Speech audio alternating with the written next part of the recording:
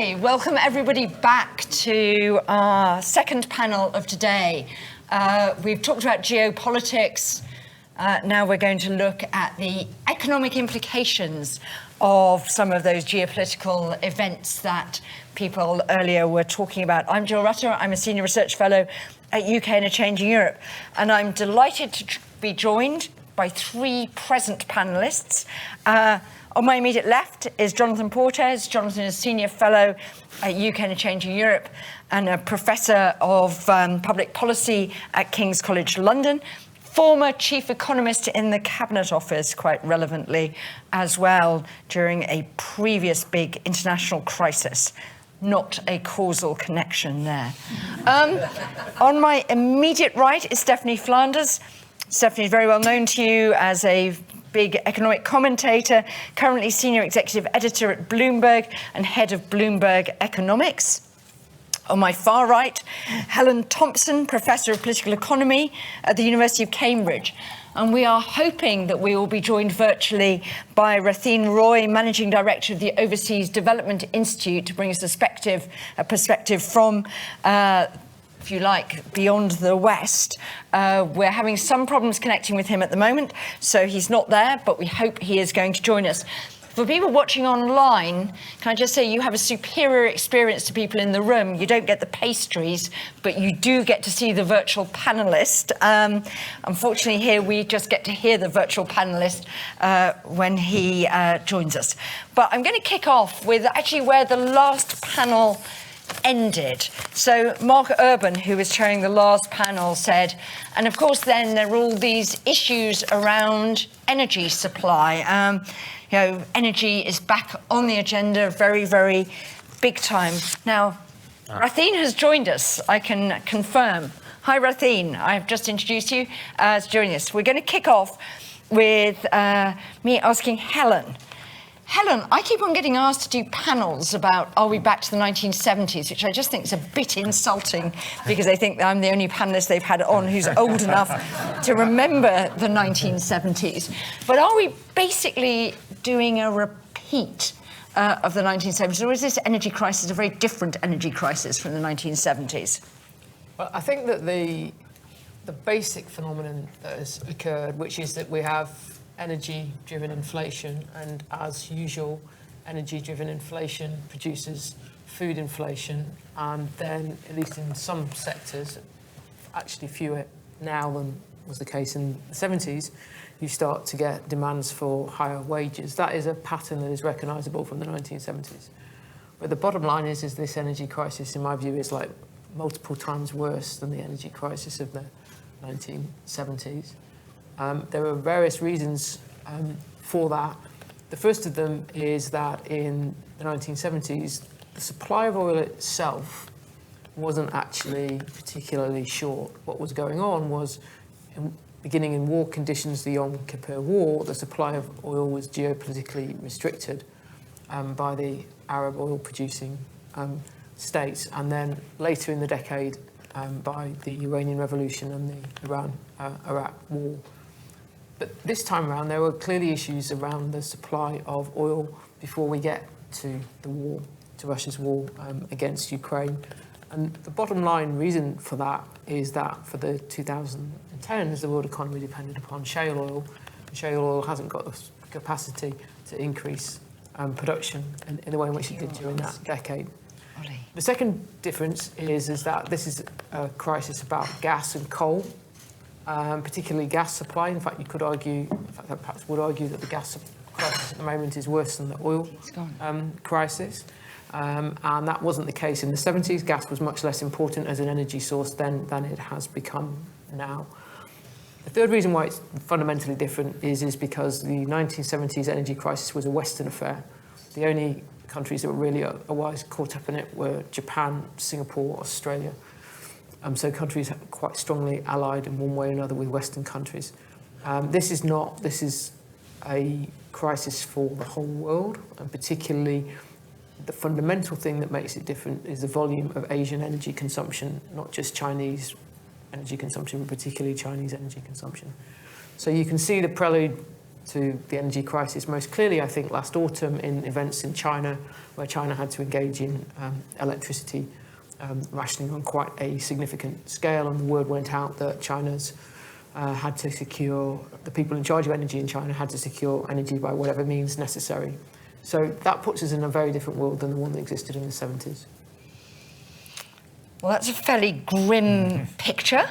Thanks, Helen. I'm not sure thanks is quite that. And one of the comments that was on the radio this morning was that Russia, in a sense, was preparing for put the energy squeeze on Europe. Let's start off with Europe through the winter. Do you think that's right? There's a sort of bit of a battle to see how much you could stockpile gas now, pending a rough winter. Well, I think there's several things here. First of all is that if you look at what Gazprom in particular was doing through the course of 2021, that Putin was preparing for the war in this respect last year as well, because Gazprom wasn't providing gas beyond the long-term contracts. It wasn't providing gas in the spot market. So Putin, in my view, has long known what he is doing in trapping Europe into this position where gas is concerned. It goes back through the 2010s and into the 2000s, and the ways in which Putin helped to make it difficult for European countries to import gas from elsewhere until the American shale gas boom occurred. But I think what you can see now with the pipelines and Nord Stream pipeline in particular is that various reasons are being concocted, or at least half concocted anyway, to make it very, very difficult for European countries to store up for the winter, because he understands that actually gas is Russia's ultimate weapon in this war. Okay. Rathin, Helen said one of the big differences between the 1970s was a Western energy crisis, but this one's a global energy crisis, compounded by that for a lot of lower income countries is the impact of the Ukraine war on food exports, grain exports, and implications for food prices. Why 10% inflation might be difficult for us and bad for a lot of people at the lower end of the income distribution. It's presumably much more existential for a lot of poorer countries who are really, really very dependent, seeing very big inflation. So, what do you see as the really big areas of difficulty that the conjunction of food and energy inflation is imposing on the world beyond the West, if you like? The world beyond the West is a big place, and we need to differentiate it a bit. Let's start with Asia. I would say that the countries in difficulty in Asia are not in difficulty sui generis because of either of these shortages that have been caused by the Russia-Ukraine conflict. They were already in difficulty for some time, and the conflict has compounded those difficulties. A good example is Sri Lanka, which took a number of entirely internal steps to screw up their own economy, combined with, I suppose that's a common feature, but it particularly affects many developing countries, combined with sort of sectarian authoritarianism that led countries to make unwise investment choices. Contrast that with Bangladesh, which has not made bad choices and is therefore fairly comfortable, notwithstanding the crisis, despite being a food and oil importer. Some countries have actively benefited from the crisis in some ways, such as India, which has benefited from two things. Historically, India is both an importer of oil and an exporter of refined oil, because Europe and the United States, in their wisdom, have prevented Iran from expanding its oil refining facilities. And so India refines oil and sells it right back to Iran and makes a tidy profit on this. So when oil prices go up, that counterbalances the inflationary impact of oil prices going up in India. India, contrary to popular opinion, many countries actually, has actually been heavily taxing fossil fuels, subsidizing some elements of fossil fuels like cooking gas for the poor, that's targeted. There are very heavy taxes on petrol and diesel. And in fact, the problem now is fiscal, which is you can easily lower the negative impact of rise in oil prices by lowering taxes. That would affect the government's ability to spend more. But if you like, therefore, the focus of the problem has shifted to the government. How much of a fiscal hit does Treasury take? And this is also true in a number of other countries to some extent. China is comfortable, obviously, because I don't know why people haven't got this, but China began stockpiling. I think the first speaker alluded to this, but China began stockpiling materials, minerals, assets, imposed a ban on exports of rare earths last August, well before the conflict. Maybe they knew something I didn't. That has caused far more suffering and tension in the Asia Pacific than the war itself, which has had an accelerative effect. But China sort of, cleaning up the market 6 months before the war broke out has been the main problem in Asia. Africa has different problems, of course. Africa is still reeling from recovery from COVID. Its commodity markets have been shut out a bit because of global recessions. If those rise in the money is spent wisely, then I think some African countries should be okay. The trouble in the region in real trouble is the MENA region, the Middle East and North Africa region, because they are disproportionately dependent on Ukrainian exports of wheat. And second order, they were dependent on Indian wheat exports. India just banned its wheat exports. Silly thing to do, but for food security reasons, apparently, despite sitting on a 14-month stockpile. But that banning of food exports will affect the Middle East very, very badly. And, the Middle East is already the zone of suffering, much ignored by the rest of the world. And things can only get worse there, which will actually have repercussion effects then on stuff that the Europeans worry about and Preeti Patel worries about. You might have to expand flights to Rwanda because there will be more migration from the Middle East as a result of this suffering. And therefore, so the differentiated picture is that there are swings and roundabouts here. And countries that are able to exploit the roundabouts, either by an intelligent strategy to expand their commodity exports, will benefit. Countries that do not will not benefit. What is very clear is that the long-term moral exhortation by the Europeans to move away from two things. One is fossil fuels, and the second is nuclear energy. The latter I've always found very puzzling. Is now finished. The day Germany started using coal again, I think any sort of moral imperative or exhortation to worry about climate change and fossil fuel uses for climate change that comes from anywhere will be met by extreme skepticism, and that has a huge global cost. I think if you're looking at developing countries as a whole, certainly India, where I come from, no one's going to ever listen to that kind of crap. That's interesting. I want to come on to whether net zero is dead as a sort of global objective a bit later. But before I get to that, Stephanie, that's a very interesting and very differentiated picture there from Rathin, which I thought was really, really fascinating about the different winners and losers, if you like, from this. But when you're looking at the sort of global economy generally, if you're sitting in maybe one of the big institutions, what are people assuming about the length of time they have to be coping with the Ukraine crisis and with this sort of current crunch? Do they see it as temporary, a hiatus, or are they basically sort of baking it in for the long term? Well, I think it's one of those things where they were hoping. There were lots of temporary scenarios that I saw when it first stopped on February 24th. And then certainly with our economists, I've got this group of economists, global economists, as well as all the economic reporters around the world. And the economists kept finding that, Putin had basically powered through their first two scenarios before they even got into work. And it was sort of, so you'd get to the sort of, it's going to be a short, sharp, and then the medium and whatever. So we are definitely into a more of the sort of expectation that it will drag on.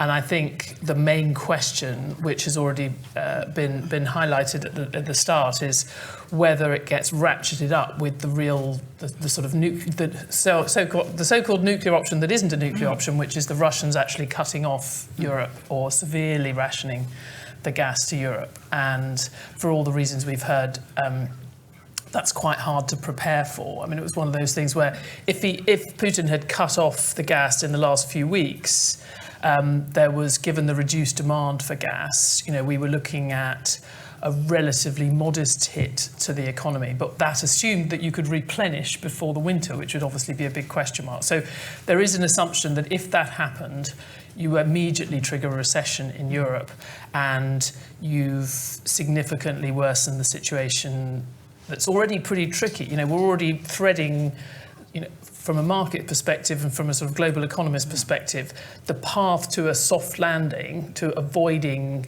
a recession for the global economy, the major economies of the global economy, rather than a few that are particularly badly situated.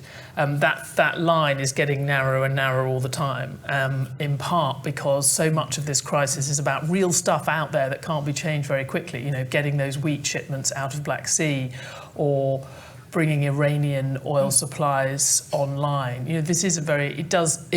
There are important differences. I thought it was really useful to go through the differences of the 70s. But of course, what it has in common with the 70s, and not with most of the recessions we've lived through, is it isn't about what's in people's heads, people's confidence in the future or worries about the financial system. It's actually real stuff out there that has to change, which central banks can't necessarily control. And I would, just to follow on the very good comments about the developing world, we shouldn't forget the fertilizer piece of this. I mean, that's the first thing that, high prices for oil automatically have meant a massive increase in fertilizer prices, which had already happened long before the Ukrainian invasion. They had already seen, I think, a 200% increase in fertilizer prices. Now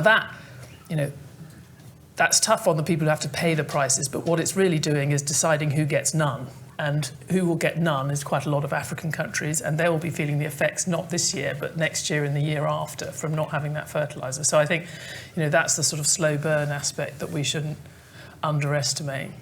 But the only thing I would say is I've just come back from Qatar, which is, of course, one of the great beneficiaries, one of the richest countries in the world, now getting even richer as a result of this crisis, and of course desperately trying to get more LNG online to help the Europeans who had turned their noses up at Qatari supplies a few years ago.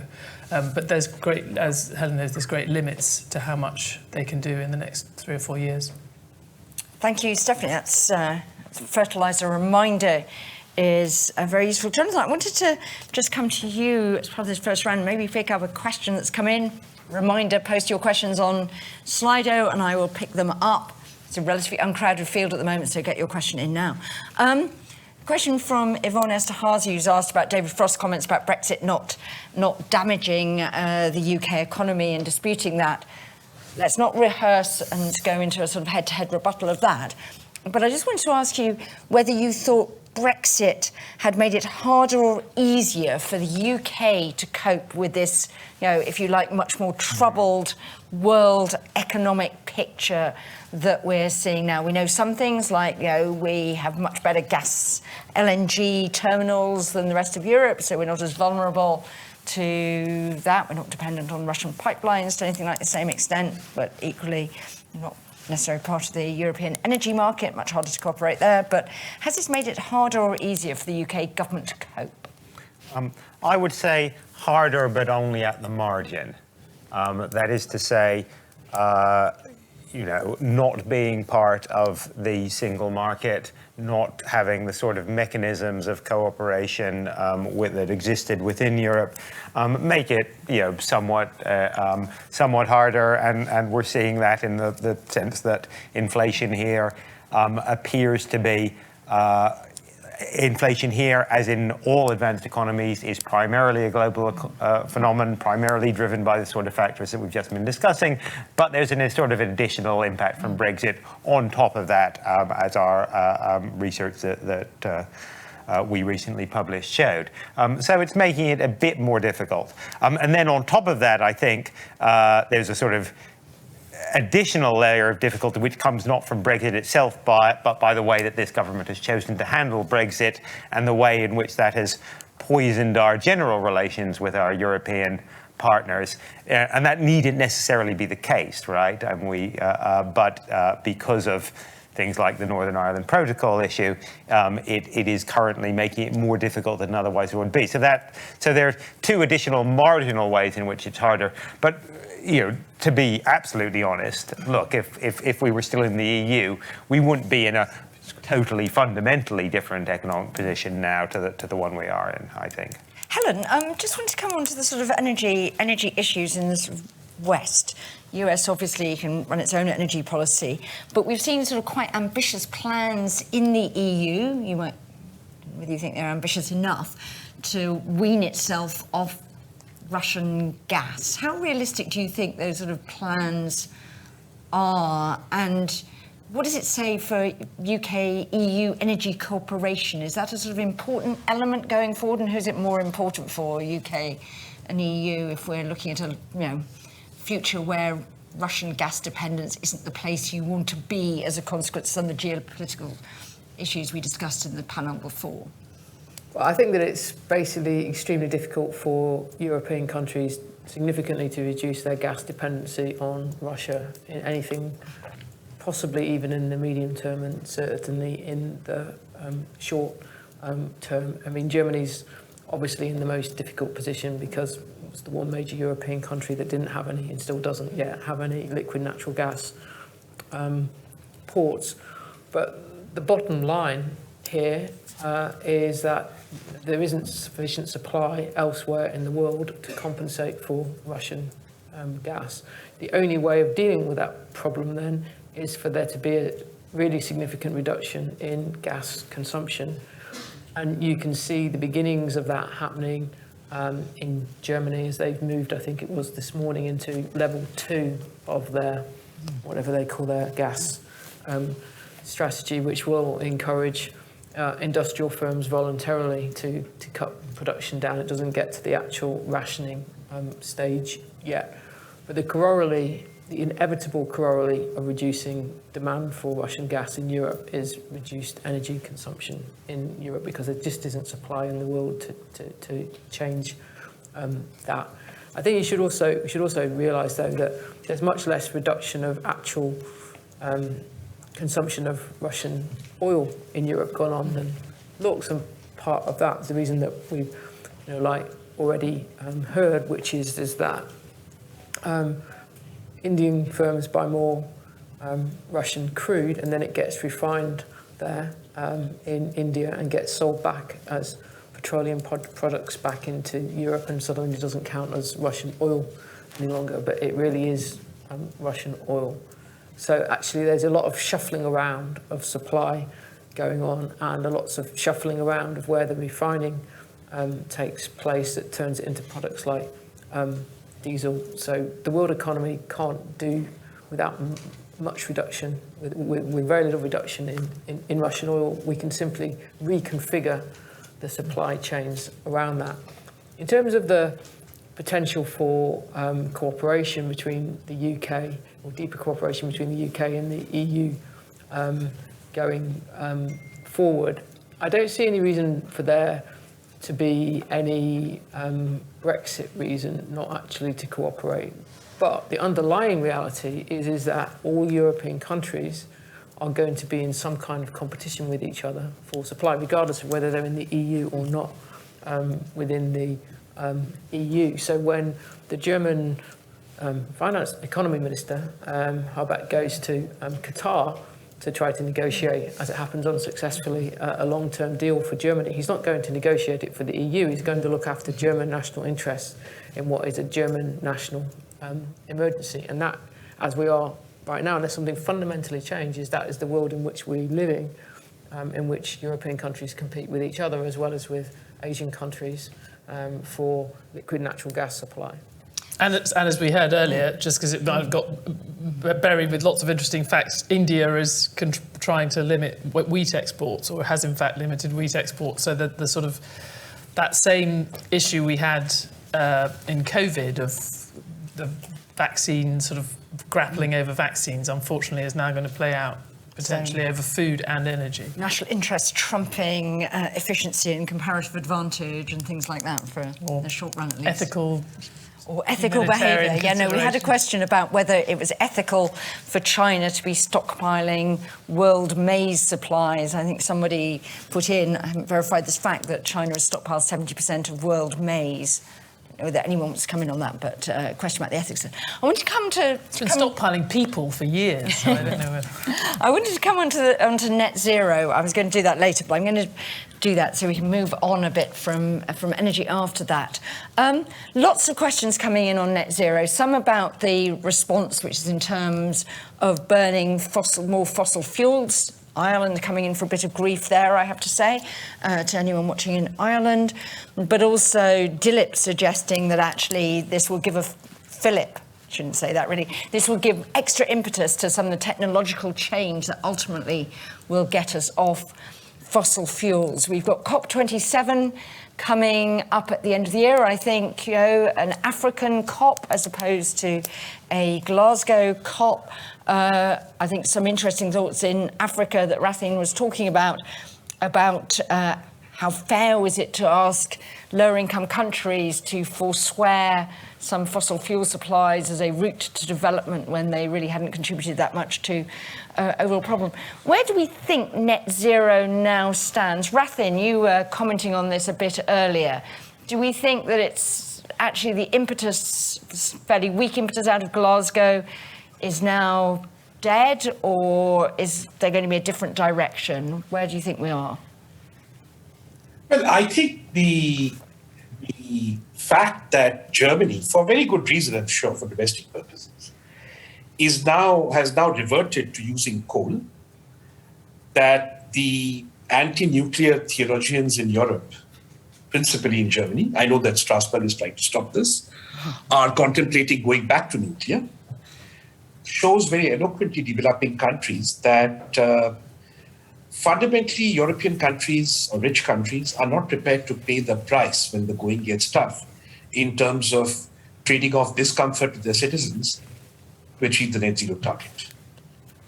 And in effect, what they have interpreted what they have to do, given that, as you said, they did not contribute to this problem historically, is told that in the common good, they must accept incremental discomfort in the form of possibly lower growth rates to trade off for climate change, to temper climate change. That proposition is now dead in the water. I'm worried about that demonstration effect because this is bad faith. The assumption always was that powerful countries had the means and the political capital to not revert to coal, having forsworn it, and having gone in for non-fossil fuel alternatives. Not just they not gone back to fossil fuels, they're going back to coal now. So this coal is a bad thing, is no longer credible. So India, for example, had negotiated, and I think India came in for a lot of criticism on this, to phase down, not phase out coal.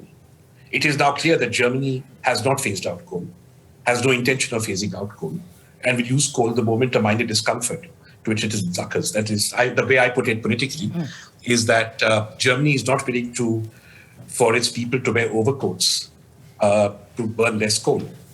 And it will rather burn coal than ask its people to wear overcoats in winter like their forefathers used to. That's a terrible message. I just also want to say there's no such thing as an African COP. There are COPs that are happening in different geographies, but they're driven, as usual, by the OECD. And the developing world tends to be reactive to them. So I think the prospects for net zero, from the vantage with which people have been arguing for net zero, which is an energy-focused vantage that does not look at how you can achieve net zero with a different set of production inputs and a different pathway to prosperity, that is gone. I'm actually not too displeased, because for your typical climate person, between now for the last 15 years, it didn't matter whether a unit of energy in India was used by some rich guy for air conditioning or by a poor person for lifeline or life bulb energy, to light up a light bulb so they could study or read, as long as it was clean. I think now the question of what energy is being used for will come in, and how, therefore, we can have different pathways to a net zero future which allow for better and more shared prosperity might well come on the table. That's a huge intellectual task, but I'm glad that the opportunity has come. So that's the upside I see. I never liked this unimodal focus on energy and climate change. I see the debate on increased and shared prosperity and climate change coming closer as a result of this crisis and the showing up of, I must say, the hypocrisy of Europe when they've scuttled back to coal at the first sign of discomfort. That's not a bad thing, I think. Stephanie, do you share that view? I think it's a point well made about the hypocrisy, and I think it sort of goes to some of the, I'm not someone who's been heavily involved in this debate, but one thing I have noticed is that a lot of the most sort of hard-headed thinkers about how the world is going to make this transition have always said that it won't happen unless it's much cheaper than it is now. When you look at the UK's rather implausible expectations around how fast people are going to change all their boilers and everything, it doesn't feel real, because each house is not going to, regardless really of who pays, it's just not practical for every house in the UK to spend £2,000 or whatever it might be. So you just know that ultimately there will have to be a cheaper way to do that if we're going to do that. And to some extent, sort of medium term, if there's a sort of structural increase in the price of energy, you might get to that point of parity between the sort of quote-unquote climate-friendly path and the less climate-friendly path sooner than you would have done. But in the short term, you obviously have a much dirtier path to get there. So maybe it's, whether or not that nets out as better or worse for the environment, I think is for others to judge. But I do think it's a dirtier but potentially slightly faster path to that kind of more realistic approach to net zero. Jonathan, the UK government's been even more reluctant to ask people to put coats on than I think the German government has been. But do you think that this is actually giving impetus to net zero? Will economics ultimately solve this by just making fossil fuels? Yeah, yes, I don't, of course, disagree with what Tim said about the hypocrisy, but the economics, you've got a severe shock to both the current cost and the expected future cost, risk and uncertainty of fossil fuels. I think it's very, just from a purely very simplistic economic point of view, it's hard to see that is not good for the long-term path towards net zero. Just imagine what's the opposite of the current shock. Suppose that a small, stable, open, democratic economy had discovered a huge reservoir of oil and gas underneath it. And had offered to sell that at the prevailing world price to anybody who wants it on long-term contracts. That's the opposite of the current shock. Is that bad for net zero? Absolutely. That's clearly disaster for net zero, right? So it seems to me the mirror image of that has to be, regardless of the sort of current turmoil in politics, has to be good. But short term, you're going to see a lot more coal out on the ground, and all the dirtiest power stations they've immediately. I'm being non-Keynesian here and saying in the long run it will work out. So it's one of the areas where we have to remind people that in terms of climate change impacts, the area under the curve matters, not just the 2050 endpoint. If we get there in a horrendous way, we may make our problems worse. Just wanted to pick up a quick politics question, she said. I know this is a session on the economy and we will get back to it.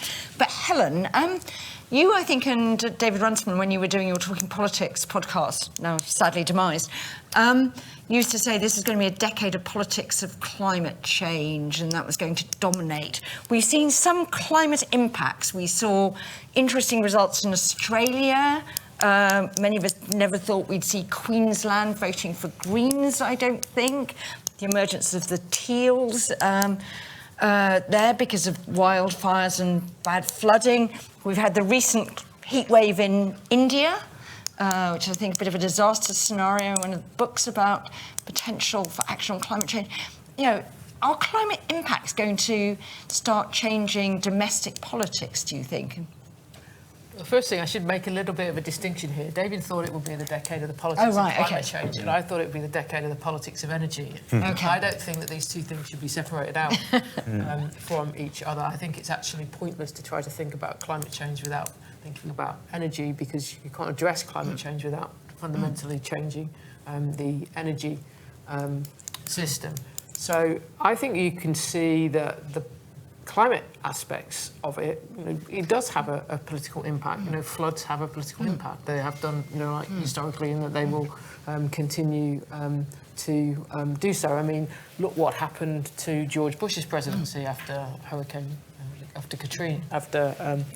Katrina. And I think if you look at the domestic politics of China around climate, then quite a lot of it is to do with pollution, air pollution, as it is to do with climate. But I think this goes back to the net zero question. It seems to me that the good thing about the present situation, where the climate aspects of it and energy transition is concerned, is that it's actually been a wake-up call, not necessarily on the necessity of it, because I think lots of people thought that anyway, but it's made wishful thinking much harder than it was before. Because there was a great deal of wishful thinking in the net zero, the way it was being conceived.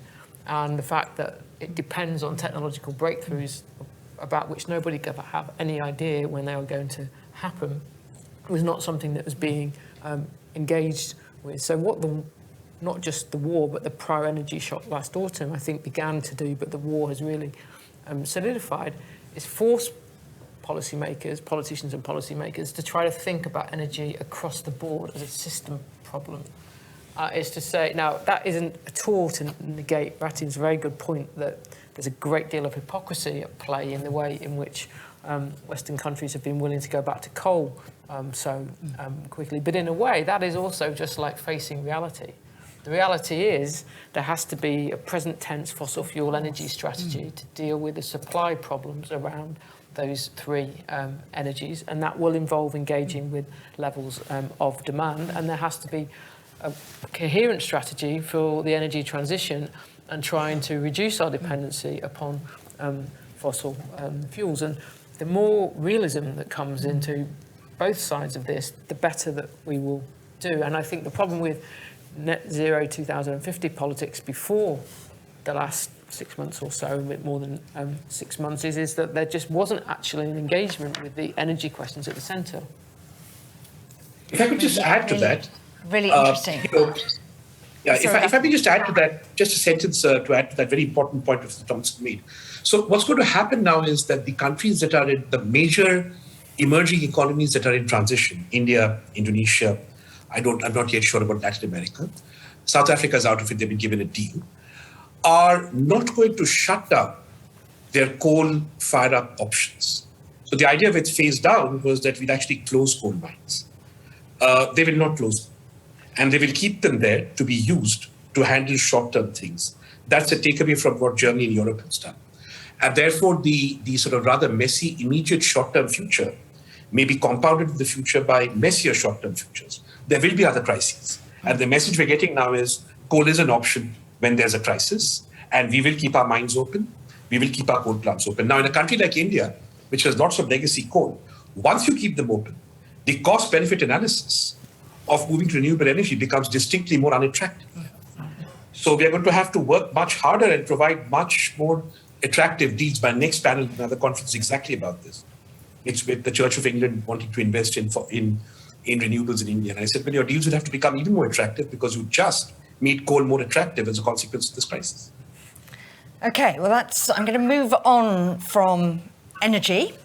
If we'd been doing this conference a year ago, we'd have been talking about COVID and the recovery from the pandemic. Now, generally, most of us seem to be treating COVID as slightly over. We've got a big conference here with lots of people attending in person rather than entirely online. But obviously, that's slightly different in China at the moment with its zero COVID policy.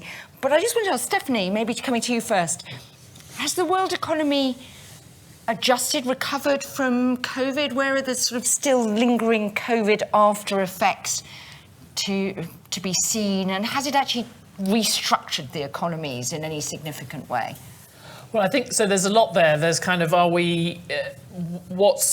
are the headwinds for the global economy right now? I mean, obviously, we've just been talking about some of the big ones, but the fact that China was still dealing with, is stuck in this very difficult sort of dead-end situation with its COVID zero policy, has clearly been another factor which kind of delayed the supply chain revival that everyone was hoping for. And of course, the fact that supply chains are snarled up has added to the inflation issues that we're facing. So it is all tied up together. I mean, I think if we just get to the sort of, has the global economy changed, rather than the sort of immediate, are we going to have a recession? By the way, probably yes.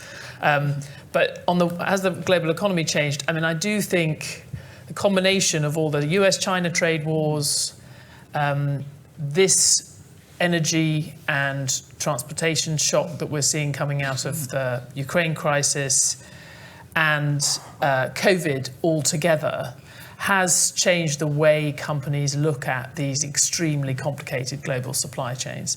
I don't think, people talk about globalisation in reverse, or all countries turning inward. I don't think it's that, and certainly it's really hard. We found on the ground, actually, individual companies finding it very difficult to unscramble their relations with China. And they think they've changed their supplier, but then they realise the supplier in Vietnam gets 40% of their inputs from China. So it's pretty difficult to do.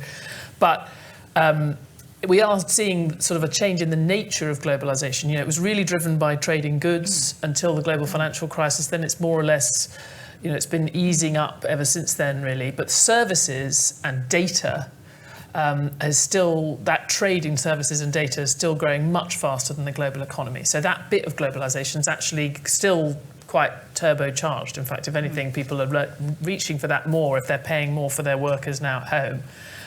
They're looking for more ways of using service sector, outsourcing service sector work to other countries. So I think all that piece is there. I think the thing that when people really talk about the end of globalization, they talk about a particular US-dominated vision of globalization, which I think we are moving away from.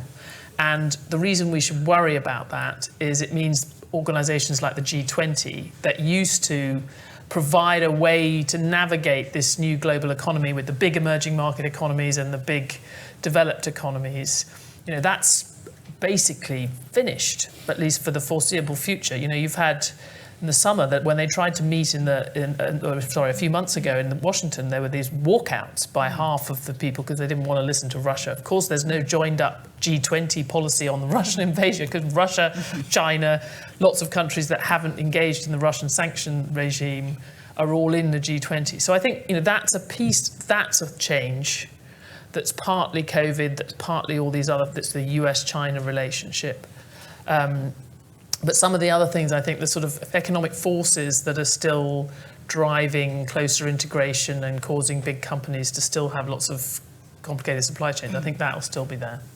So, Jonathan, I mean, we heard this word, I think, from Janet Yellen, this friend-shoring, that people would sort of draw in and basically, just make sure that only reliable countries, maybe everybody would supply everything from Canada or whatever, that you would rethink in terms of that. Is that a sort of realistic option?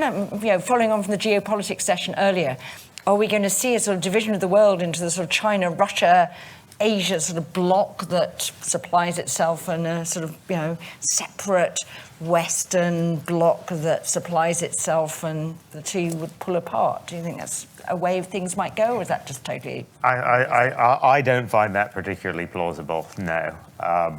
It may happen for some limited goods, vaccine production or whatever. Countries will feel that they need to ensure they have some capacity. But more generally, it won't be driven by the economics, put it that way. In other words, businesses won't do it on their own. Obviously, if there is, if conflict between China and the US becomes, a genuine Cold War or even a hot war, then of course that you will see that will feed through into the economics. But I don't think it will be driven by the economics or by regulatory decisions or whatever. The degree of interdependence is too great. Neither side of that divide could go for anything remotely approaching autarky or self-sufficiency without inflicting huge economic costs on themselves.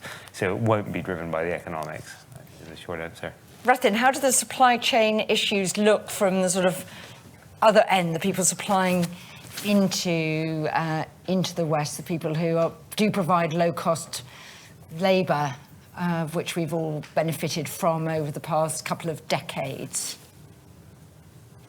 Well, I completely agree with the intervention that the bottom line, I think, as it's seen, at least in the countries I've talked to in the non-G7, G20, is this. If the West and the US are going to decouple from China, many, many things are going to become far more expensive. So either they'll have to consume less of those things, or they will have to put up with more expensive consumption. And I think the consensus is that there is no evidence that the West is willing or able to pay that price. In which case, any attempts by the West to decouple from China will not happen. If the West does not decouple from, let me say G7, does not decouple from China, then the question is moot, because then there are no two blocks. Yeah. So one of the things that we've obviously got is, higher prices here, higher prices there, higher prices if we decide to disentangle at least some sort of critical supply chain. So inflation is very much back on the agenda.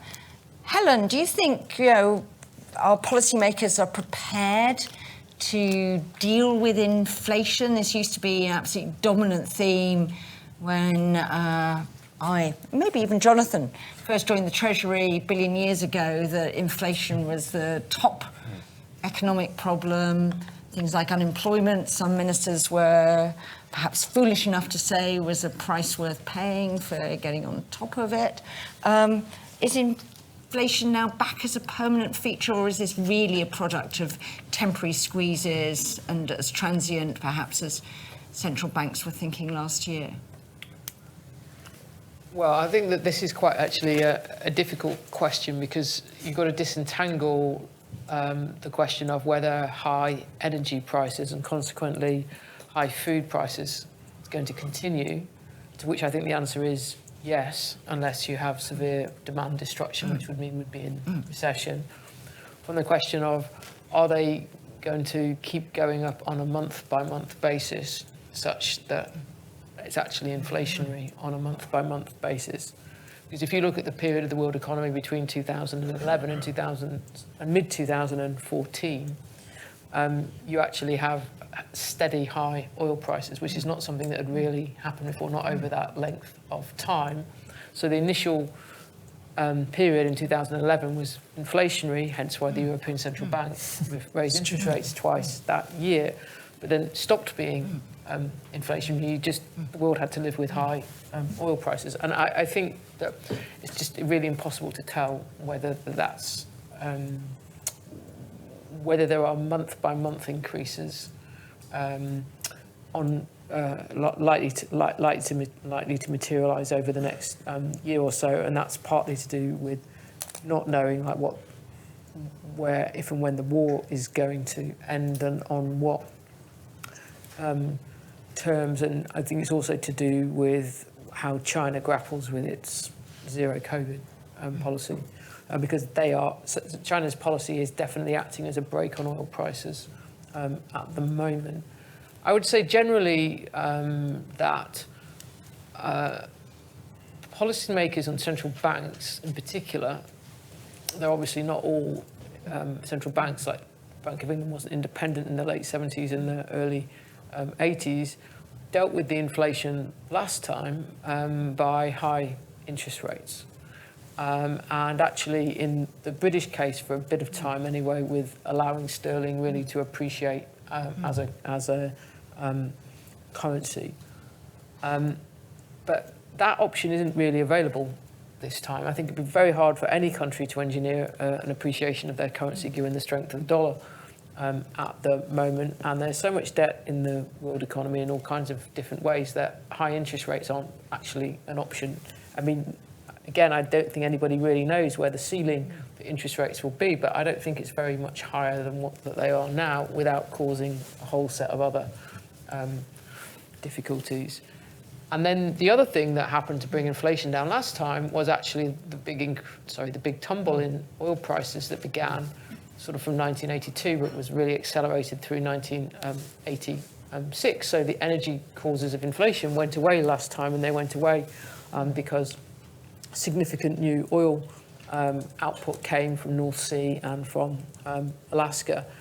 And that can't really happen this time, I think. I mean, you can't actually see something that could increase oil supply as much as the shale boom did during the 2010s. And anyway, we're supposed to be in a world in which there isn't going to be lots more investment in oil, which even if it were to take place would still mean oil not being produced for maybe at least 5, probably 10 years from where we are now. So I think in that sense, you can't really see a parallel from the 80s on either front. Monetary policy can't do the work that it did that time around because interest rates can't possibly go as high as Volcker or Thatcher sent them. On the other hand, it's quite difficult to see where there's going to be a significant increase in oil supply that would force the price down. So Stephanie, is that your reading as well? Do we have to live with... Well, Helen's right. What she started with is the key thing. So there's a step change. The world's got more expensive in these two dimensions, and that's probably not going to go away, and there may be structural reasons why that happens. It is still in central banks' control what happens after that. And it depends on... not just... So if we assume some kind of stabilisation in this, maybe at a permanently higher level for energy and food prices, which is, I think, plausible, and that's obviously what central banks are hoping for.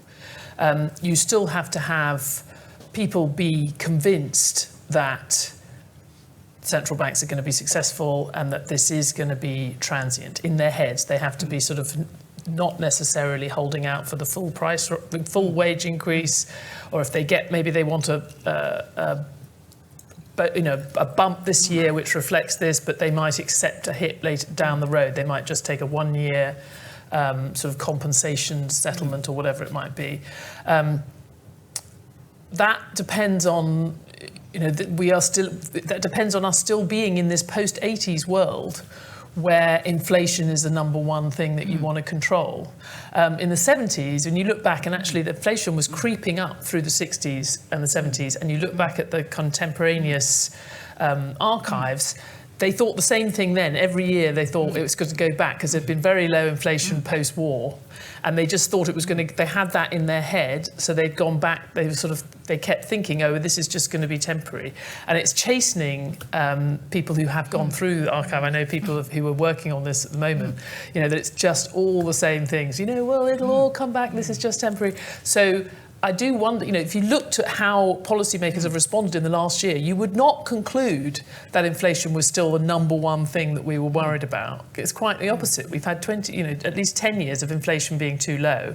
So people's reaction initially was, oh, thank God, at least we haven't got that problem anymore. Not, oh, we have to clamp down on this because we're going to go back to the 70s. So I think, there's a worry that you will, in the economic parlance, have an unanchoring of inflation expectations. We haven't seen that yet, but that could happen. I do also think the long-term forces, going back to what we were saying, globalisation. I mean, the globalisation was partly about lots of disinflationary forces, things that on the margin lowered prices, cheap labour in China, very cheap, low energy costs for a lot of this period, very cheap transportation in terms of, container ships, cheap money for sure. All of those things are kind of going into reverse. So the situation you've had for years where the default was, if anything, inflation fell or was below target, there's quite good reasons to think you wouldn't be in that world now, even if you hadn't had President Putin and even if you didn't have COVID. Jonathan, one of the things that characterises UK inflation, last year, the Prime Minister's been reminded of this quite frequently.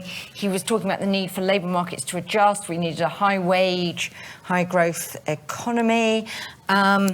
We've seen since then the fact that while payroll employment, as I think the Prime Minister actually said yesterday, is at record levels, employment isn't, and we've had this mass rise in inactivity.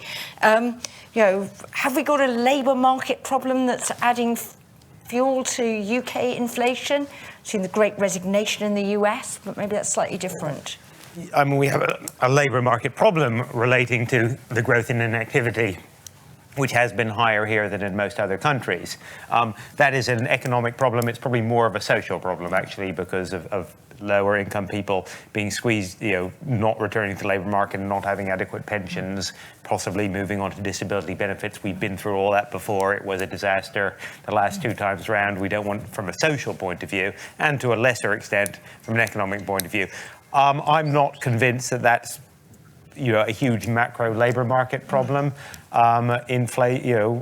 Pay rises, median pay rises are still in the sort of 4 to 5% range, way below inflation. We do have very high pay rises for in the banking and finance and professional services sector. Those people are doing fine. But that's not widespread through the economy. The RMT strike this week, they've been, they've been offered 3%. It's hardly surprising that they're not terribly happy about that in current circumstances. I don't really see any significant evidence as yet of this sort of wage price spiral feeding into expectations in the UK. Again, I think it's not the main concern. I think it's harder to say what will happen in the medium term, and particularly Stephanie's point of, are the sort of forces which have kept inflation down over the last 20 years going to persist. I think it's perfectly credible to make an argument that actually, that we will go back to something like normal. And I sort of disagree a bit with Stephanie's right. This is a real shock, not a nominal stroke financial shock. And in that way, it's different from the financial crisis and more like the 70s. But a lot of the evidence seems to suggest that slightly, bizarrely, economies recover much better from real shocks than from financial shocks. So, in other words, you have an earthquake or a war, and you destroy lots of real capacity. Surprisingly, economies snap back remarkably quickly. Whereas if you have a financial crisis which just involves a lot of electronic money chasing itself around and being destroyed, well, you'd think you'd snap back quickly, but actually, of course, after the financial crisis, we saw 10 years of really, really weak and mediocre growth in this country, but also in most of the rest of the advanced economies. We don't really understand, but that is sort of what history teaches us. And at the beginning of the COVID crisis, I said, well, this is a real shock. And therefore, I expect us to recover quite quickly. And indeed, in real terms from COVID, I think that is exactly what's happened. OK, that's very interesting. It sounded almost like an essay you might set your students in your whatever, at King's College London. I just wanted to, we're coming to the end of this. I just wanted to pick up one point. I was really hoping you would end on the positive. I thought this was a great, that Jonathan had given us a great point. Stephanie, I'm on a track. I'm not going to be derailed now. I was going to pick up a point you made about the G20 and the problems with some of these things. We've got this whole big welter of quite difficult problems, lots of questions coming in about equitable transition, distributional issues, both within domestic economies, but also globally, which is one of the sort of big issues going forward. Just one sort of sentence from each panellist so we can end on time.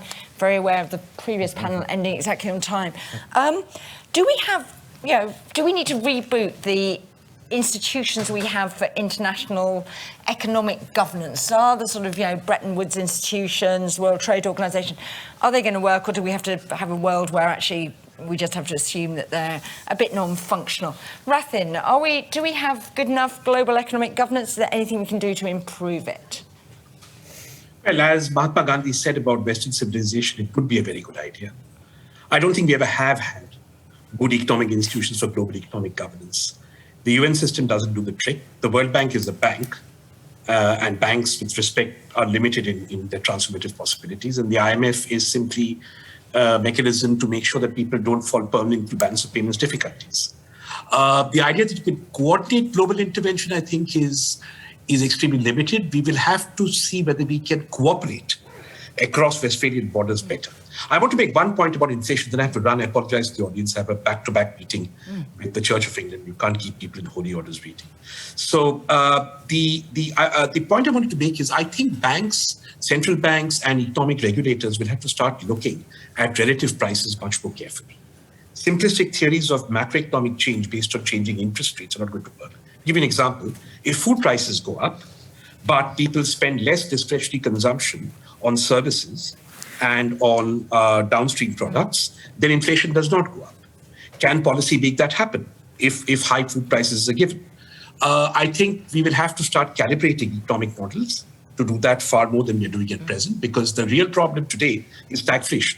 It's not inflation. It's the fact that you're getting price growth, but you're not growing along with that. So that will, I think, be the difficult task. There isn't much economic theory that is completed and finished to help us, but we'll have to move there. Thank you. And I must switch off. You've got to go. I know you've got to go. Thank you so much for joining us, Rathin. That was brilliant. Jonathan, do we need to reboot that, or do we need to change our models and way of thinking about economics? I mean, very briefly, I agree with Rathin's general point that these never worked terribly well. I mean, we need, some way of managing the sort of economic interdependent stroke conflict between China and, to some extent, India and other emerging economies and the US stroke EU. I don't know what that looks like, but managing that without having the sort of the politics and the economics feeding into each other and leading to a degeneration of that relationship seems to me to be the key challenge. Stephanie. Well, I mean, so I mentioned it in my remarks. I mean, I do think it's challenging, and I think that the issue is that there was a kind of illusory, potentially, agreement or an uncoupling of economics from politics in the time that we had the G20. And I was at the US Treasury when we started creating the G20 and realised we needed that kind of institution, even just at the economic level.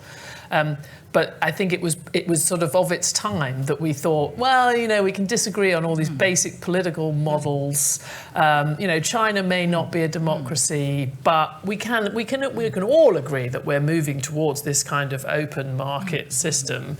And, that bet didn't turn out to be accurate for China or indeed large parts of the global economy, and that's becoming quite clear now. So I guess the only thing I'd say is at least we can understand the depth of the challenge now, and it can't be another organisation, and I was part of the institution that did this, another organisation that sort of has that classic US approach to foreign policy where it just decides the world it wants, or what it wants China to want, and then kind of creates institutions that somehow will make that happen. There has to be some sense of, but what's China going to get out of this, and what are all these other countries going to get out of it?